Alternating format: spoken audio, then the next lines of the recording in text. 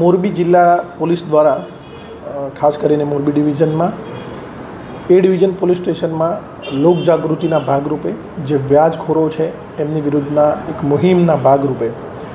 તમામ જે ભોગ બનનાર છે અથવા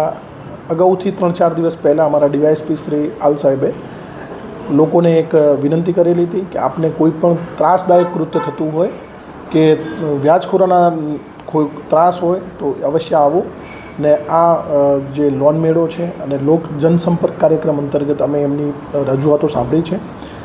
સાંભળી અને અમે ગુનો દાખલ કરવાની પણ પ્રક્રિયા ધરીશું અને પ્રક્રિયા ચાલુ પણ છે.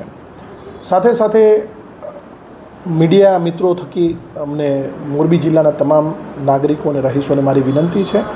કે આપ જો કોઈ વ્યાજખોરોનો ત્રાસનો ભોગ બન્યા હોય તો બેધડક તમે જે તે પોલીસ સ્ટેશનમાં જાઓ, ત્યાં રજૂઆત કરો અને એના આધારે અમે ગુનો દાખલ કરીશું અને કાયદેસરની કાર્યવાહી કરી અને જરૂર પડે તો પાસાના અટકાયતી પગલાં પણ અમે લેશું.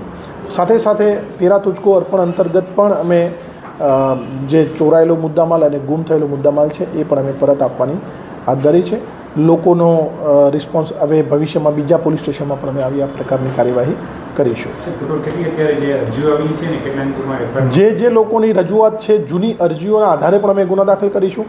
એક્ઝેક્ટ જેટલી લગભગ 7-8 વ્યક્તિઓએ જે રજૂઆતો કરી છે એમાં જે ગુના દાખલ થઈ ગયેલા છે અને એમની જે રજૂઆતો છે એમાં અથવા બેંક ઓફિશિયલી બેંક જે લોન આપી છે એનું વ્યાજ ભરવું નથી અથવા કોઈ પ્રશ્ન છે તો એ અમારો પ્રશ્ન નથી. આજે ફક્ત અને ફક્ત 7-8 જે હકીકતમાં જે ભોગ બનેલા છે, જે હકીકતમાં ઊંચા વ્યાજ લે છે, એમનો ત્રાસ છે, એવા 7-8 વ્યક્તિઓની રજૂઆત અત્યારે હાલ મળી છે અને એના આધારે અમે આગળની કાર્યવાહી કરીશું. લગભગ 17-18 જેટલા અમે મોબાઈલ એમને પરત આપેલા છે અને સાથે સાથે ચોરાયેલા મુદ્દામાલ અને અગાઉ જે ગુનામાં જપ્ત મુદ્દામાલ હતો સોનાના એ પણ અમે